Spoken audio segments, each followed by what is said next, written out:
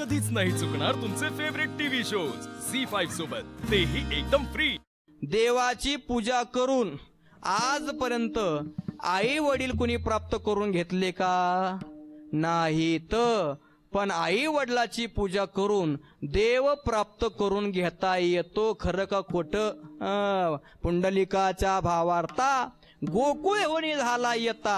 आई वडिलाची सेवा केली, पुंडलिकाला पाहायला देवाला नवल नाही 28 युग झाली एक ठिकाणी। महाराज आज ही कमरेवर हात ठेवून उभा आहे। हे उपकार पुंडलिकानं जगावर केले, म्हणून आई वडिलाची सेवा करून देव प्राप्त करता येतो। ज्याचे आई वडील जिवंत आहेत त्यांनी परमार्थाचा अट्टहास करण्यापेक्षा आई वडिलाच्या सेवेचा अट्टहास केला तरी महाराज त्याला देव प्राप्त झाल्याशिवाय राहणार।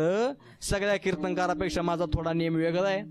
ज्याला आई वडील आहेत महाराज त्यांना आई वडिलाची सेवा करा, देव तुमच्या घरी आल्याशिवाय राहणार नाही। ऐका, ज्ञानोबराय सांगतात, जगामध्ये भेटणाऱ्या प्रत्येक माणसाला तू राम राम करत असशील, आदराने बोलत असशील आणि तुझ्या आई वडिलाला जर तू शिव्या देत असतील तर जगाच्या पाठीवर तुझ्यासारखा मूर्ख कुणी नाही, असं महाराजांचं म्हणणं आहे। महाराज झी5 ॲप डाउनलोड करा आणि पहा सर्व एपिसोड्स एकदम फ्री।